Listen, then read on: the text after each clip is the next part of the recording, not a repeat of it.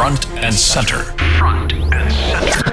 A focus on important and significant developments affecting the lives of Filipinos, not only in the Philippines, but also those living and working around the world. Join us in Front and Center. Front and Center. Here on Radyo Pilipinas World Service.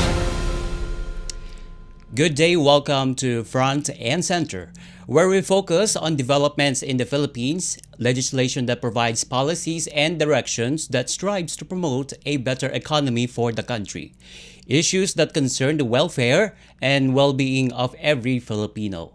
All of these and more will be Front and Center. You can watch this program live on our Facebook page, that's Radyo Pilipinas World Service. You can also hear us live on audio streaming at Evox PBS Receiver app. So join us for another edition of Front and Center with your host, Jerome Toledo. Front and Center.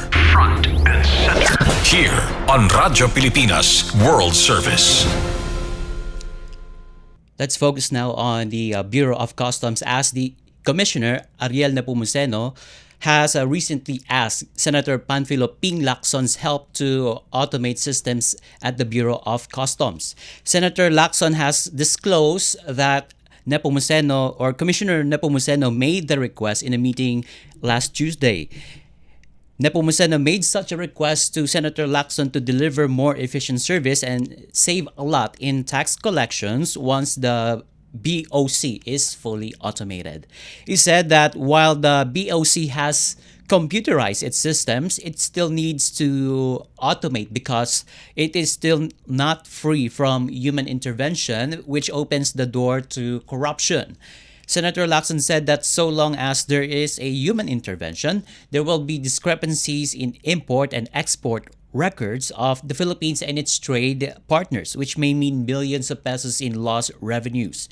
In other countries like China, Senator Lacson said there is no room for human intervention by a customs collector or appraiser because all processes are already automated. And also, lastly, Senator Lacson recalled that when he asked a former BOC official in the previous administration why they have not automated their systems, the former official said they lacked a 15 billion budget to do so. But when Lacson asked for a list of particulars, so he can justify the realignment of appropriations, the BOC never submitted one.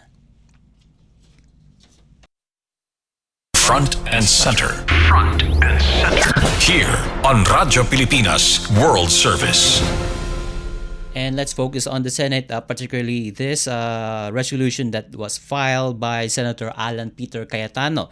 And on Thursday, Senator Cayetano filed a resolution to bring or urging the Philippine government to advocate before the International Criminal Court or ICC to or for the interim release of former President Rodrigo Duterte, proposing that he be placed under a form of house arrest while awaiting his trial at the International Tribunal.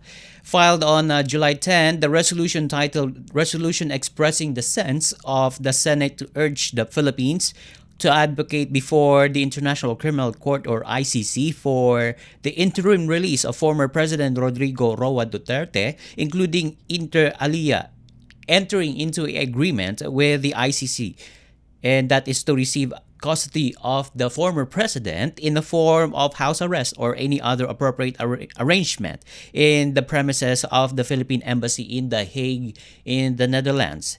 Expresses the sense of the Philippine Senate that Duterte, now 80 years old, should be afforded interim release under humanitarian grounds. It emphasizes that under both domestic and international law, the former president should be afforded the right to be presumed innocent until proven guilty. The proposal seeks, among others, an arrangement with the ICC for Duterte's custody to be transferred to the premises of the Philippine Embassy in The Hague in the Netherlands under a form of house arrest, modified house arrest, or any appropriate arrangement deemed suitable to any by the court.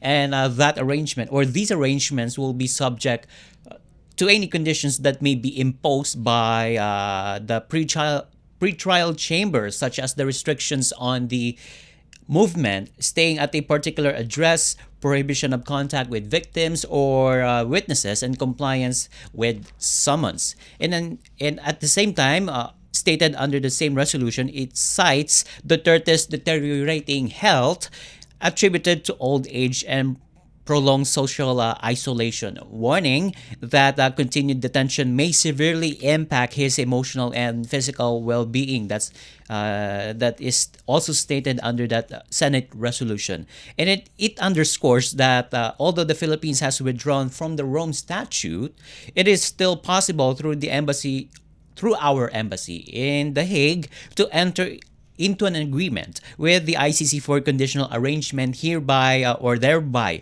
ensuring humane treatment for the former president by placing him under house arrest and under the embassy's care. And it also cites a precedent, the ICC's granting of interim release in the 2009 case of Congolese rebel Jean-Pierre Bemba Gombo, pending a final decision on his sentence in a related case. It likewise appeals to the Philippine government to extend courtesy to the former president, similar to the consideration given to prominent personalities such as former Senator and now the Representative Laila de Lima, who was allowed to continue to perform her duties while in detention. And it also calls for compassion and urgency, stating that allowing former President Duterte to spend his twilight years or remaining years with family and friends is a basic act of dignity, and that denying it will be an injustice. And to recall, former President Duterte has been in ICC custody for 4 months following his arrest by Interpol on March 11 this year upon his return from Hong Kong. He was apprehended under an ICC arrest warrant for crimes against humanity and was promptly extradited to The Hague, Netherlands, where he is currently detained. Front and center. Front and center. Here on Radyo Pilipinas World Service.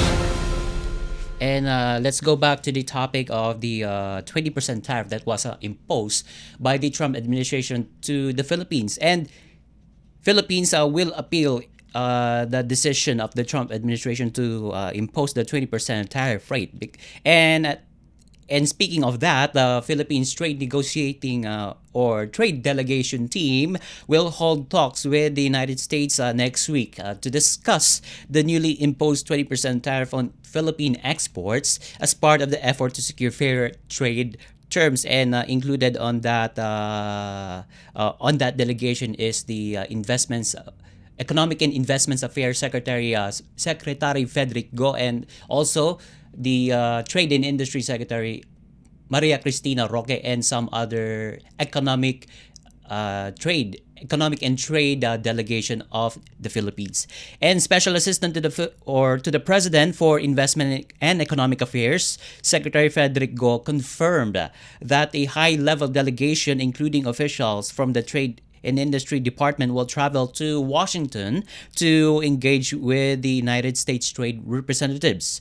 Secretary Go said the government is concerned that the United States has decided to impose a 20% tariff on Philippine exports, despite being the second lowest among all reciprocal tariffs that the United States has imposed on the region, the lowest being the 10% off Singapore. Secretary Go and the delegates will still push the meeting through with its American counterparts.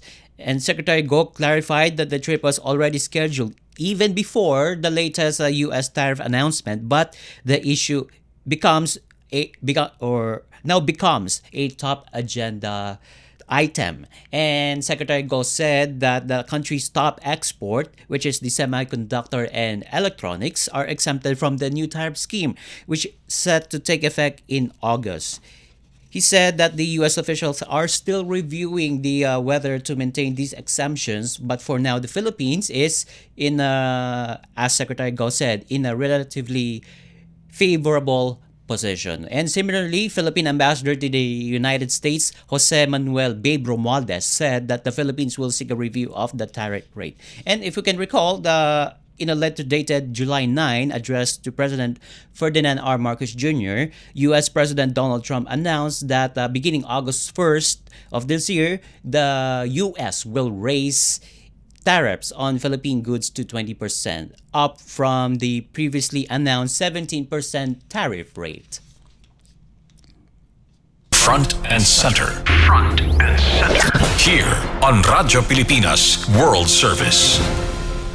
And when we come back, we will have a look on the ongoing search operations for the missing sabongeros or the cockfight aficionados at Taal Lake in Batangas. So, what's the Philippine Coast Guard is doing right now? So, we will have a discussion or a short discussion with its spokesperson, Captain Noemi Kayabyab, when Front and Center returns after these messages. This is a public service announcement. Alamin, ito ang walang pasok guide batay sa DepEd Order No. 37 Series of 2022. Sa sitwasyon ng pagbaha, automatic na walang pasok for all levels sa mga lugar na kasama sa flood warning ng Pag-asa. Automatic suspended naman ang klase at trabaho kung ang flood warning ay inilabas sa oras na nagsimula na ang klase. Para sa mga lugar na hindi kabilang sa flood warning ngunit nakararanas ng pagbaha, nakadepende kay Mayor o kay Governor ang desisyon sa suspensyon. Tandaan, sakop lamang ng DepEd order na ito ang levels K-12 sa mga pampublikong paaralan, ngunit may option naman ang mga pribadong paaralan, state or local universities and colleges na sundin ito. This is a public service announcement. Public service announcement From PBS, Presidential Broadcast Service, and Radyo Pilipinas. Calling all runners out there. Ipakita ang pagmamahal sa inang bayan at soberanya. Halina't makilahok sa takbo para sa West Philippine Sea 2025 sa Quirino Grandstand, Manila sa darating na July 27, 2025. Mayroon itong tatlong kategorya, 3K, 5K, at 10K. Race shirts are provided to all registered participants. Hayaang ang mga yabag ng ating mga paa ang maging simbolo ng nag-aalab na pagmamahal at pakikibaka para sa West Philippine Sea. Para sa registration at karagdagang detalye, bisitahin ang official Facebook page ng Philippine Information Agency. Isang mensahe mula sa PIA at ng himpilang ito. This is a public service announcement. Discipline is the key. Umiwas sa aksidente sa daan. Ang pagmamaneho ay may kaakibat na responsibilidad, hindi basta mapaandar lang ang sasakyan. Kilatisin ang sarili, ang kahandaan sa manibela, siguruhing inyong konsentrasyon ay hindi magagambala. Importante rin na ating laging isipin, init ng ulo ay huwag pairalin, bagkus kaligtasan ng lahat ang siyang dapat unahin. Isang mahalagang paalala mula sa Presidential Broadcast Service at Radyo Pilipinas, Radyo Publiko 738. This is a public service announcement. Public service announcement From PBS, Presidential Broadcast Service, at Radyo Pilipinas, Radyo Publiko 738. Front and center. Front and center. Here on Radyo Pilipinas World Service. Welcome back to Front and Center here on Radyo Pilipinas World Service with me, Jerome Toledo. And the Philippine Coast Guard or PCG has begun its search operations for missing sabongeros or cockfight aficionados at Taal Lake in Batangas. PCG said command posts and aerial drones that will be used in the operation are already in place. So staging area has been set up on the lake shore and technical divers have arrived at the lake. And the search is an interagency cooperation between the Department of Justice, PCG or the Philippine Coast Guard, and the Philippine National Police. And to give us an update regarding this search operations for missing sabongeros or cockfight aficionados, we now have on the line the the spokesperson of the Philippine Coast Guard, Captain Noemi Kayabyab. Good morning po, Captain Kayabyab. This is Jerome Toledo po sa Radyo Pilipinas World Service. Magandang umaga, Jerome, at sa ating po mga tagapakinig. Okay po. So first things first, Captain Kebyab, alamin ko po yung mga paghahanda ng Philippine Coast Guard for this search operation sa Taal Lake.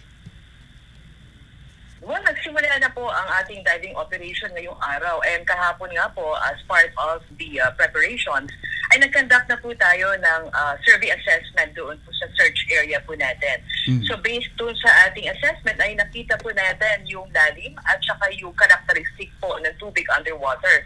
So as per record po natin, medyo murky or malabo at maburak po yung ilalim ng lake. So yun po yung nakikita as of the moment na challenges ng PCG, and of course yung weather na kinoconsider po natin.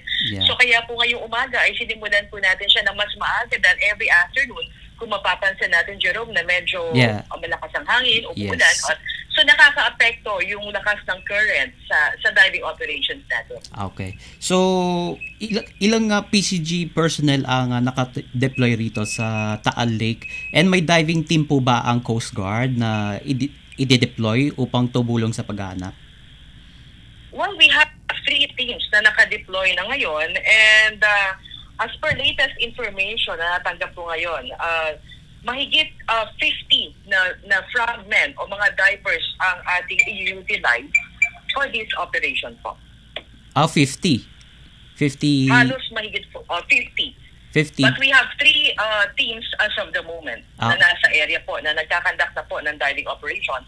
At mahigit 50 na po ang divers po natin na posibleng ma-deploy po sa mga susunod na oras po.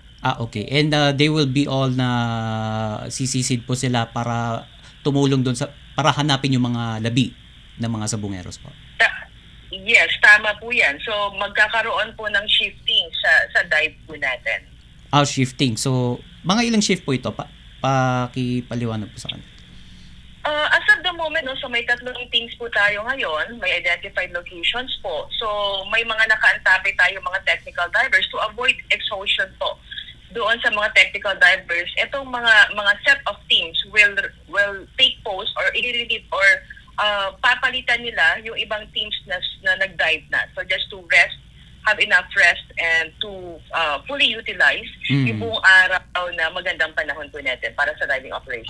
And you mentioned earlier po na the water is murky at the Taal Lake, kaya siguro medyo may mga kino-consider din ng PCG pagdating sa safety ng ating mga divers at mga search operators dyan sa lugar. Tama po yan, Sir Jerome. Ang priority po natin ngayon, unang-una is yung safety ng ating technical divers. So sa gagawin po nating operations, nagkaroon po tayo ng strategic search pattern po natin. Una, mas concentrated po since we have identified location. Ang magiging focus of diving is maglalaro po sa 100 meters by 100 meters. So depende po sa current na meron po tayo ngayon. So ang search area po natin is pwedeng seaward or leeward. So ibig sabihin ang ating diver ay posibleng ang kanyang search area magsimula sa shoreline up to the possible area or opposite po. And then pangalawa, body system po, ino-observe po natin na meron pong kasama yung ating diver sa bawat. And inabanggit ko rin po kanina, magkakaroon tayo ng shifting pagdating sa oras ng pag-dive. And of course, maglalagay rin tayo ng mga tali para ito ang magiging guide ng ating mga technical divers sa pagbaba at pag-angat. Kasi nga, na-consider natin kahapon na medyo maburak at medyo malabo yung visibility underwater. At ito yung isa sa mga guide ng ating mga divers sa pag-angat po. Okay. So, just curious lang po ko dito, Captain Kebyab. So, isang bahagi lang po ba ng Taal Lake ang magiging staging area ng search operation sa paghanap sa mga labi po ng ating mga tinatawag na cockfight aficionados? Well, as of now, we identified Laurel, yung bayan po ng Laurel na maging staging area po natin. Pero yung pagdagdag po or paglipat ng staging area ay depende po ito sa lead agency. So tayo po ay nakadepende sa mga information at mga intelligence data po na ibibigay po nila. And then ang Philippine Coast Guard naman po is just here to proceed and conduct with the diving operations po. So lahat po tayo ay depende pagdating po sa operasyon sa sasabihin po at direktiba ng ating lead agency. Okay. So, aside from weather challenges and syempre yung sa quality ng tubig, syempre may kino-consider pa tayong isang factor sa para i-conduct itong search operations. Itong aktibidad nga ng Taal Volcano. So papaano po ba ang magiging operation ng PCG in Taal Lake given na aktibo ang bulkan? And FIVOX said nga po na anytime ay pwede itong mag-erupt. Tama dyan, Jerome, no? So, ito naman pong ating ginagawa ngayon, yung operation is more of collaborative effort with all the concerned agencies. At kasama po yan yung mga experts natin from the PIVOX. So, parte po ng briefing po natin, before po natin bigyan ng instruction ng ating mga divers, is to check with our experts kung ano po ang lagay ng bulkan. So, ngayon nga po, nakataas pa rin po ang alert level status. So, isa rin po yan sa nagiging consideration po natin specifically for the safety procedure po na binibigay po sa ating mga divers. Okay. So, PCG, kasama rin po ba dito, if I may ask Captain Keabiab, ang Philippine Navy? Well, as of the Katuwang moment, niyo po. no, similar with the Philippine Coast Guard, ang atin pong presensya sa pagtulong po dito is because of the request from the Department of Justice. So in case meron pong mga tutulong na iba pong ahensya, well, maganda po yun dahil ito po ay karagdagang resources po sa atin, considering yung lawak po ng area. But we believe po na there should be illegal clearance from the lead agency. So we really accept po naman po ang tulong, but it's still the lead agency that will still give the go signal kung sino po yung mga karagdagang resources na tutulong po sa atin. Okay, so lastly, Captain Keabiab, paano po, siyempre, na-mention na po natin na yung tubig, yung water quality, yung aktibidad ng bulkan, and at the same time, itong mga weather patterns na nararanasan po natin ngayon. So, paano po matitiyak ang kaligtasan ng lahat ng mga kasama sa search operation na ito? Well, safety of our divers is always our topmost priority. And nakita po ang Philippine Coast Guard since nagbigay po ng statement Secretary Mulya that the Philippine Coast Guard may be top for this operation. Simula po nung araw na yon ay nakahanda na po ang PCG kasama po yung aming mga kagamitan. So, dito po sa operations na to ay hindi lang po technical divers ang ating i-utilize. Gagamit rin po tayo ng mga advanced technologies para makatulong po. Subukon po sa UAV o yung Unmanned Aerial Vehicle na nasa area na po ngayon. And may paparating po tayong underwater remote operated vehicle. Ito po ay may kakayanang makakita ng tubig hanggang 1,000 feet. So ito rin po ay may kapasidad na kumuha ng isang object. So malaki pong tulong ito para ma-ensure po yung safety ng ating mga technical divers every time na bababa po sila for the operation. Okay, so not just the divers but the technical requirements na kinakailangan na dito sa paghahanap sa mga sabungeros diyan sa Taal Lake. Yes. Tama po, Sir Jerome, no? And we also identified yung mga health facility. So in case na magkakaroon ng insidente, ay meron po tayong mapagdadalhan ng ating mga personnel. But then again, we always observe the safety because it is our primary concern. And kakahanda po ang aming technical divers. They are all highly skilled divers and we have all the equipment to support this operation. Okay. Well said. And with that, thank you so much po, Captain Noemi Keabiab, spokesperson po ng Philippine Coast Guard. Thank you po sa pagpapaunlak sa aming panayam ngayong umaga. Maraming salamat, Sir Jerome, at sa oportunidad po. Okay po. And that was the spokesperson of the Philippine Coast Guard, Captain Noemi Keabiab. She just told us the updates on the ongoing search operations on those missing sabungeros or cockfight aficionados in Taal Lake, that's in Batangas. And with that, we conclude now this edition of Front and Center here on Radyo Pilipinas World Service. Together with our production team and technical personnel, this is your host, Jerome Toledo. Until next time, mabuhay, love the Philippines. You have just heard and watched Front and Center. Front and Center. Join us again for another edition here on Radyo Pilipinas World Service. Front and Center.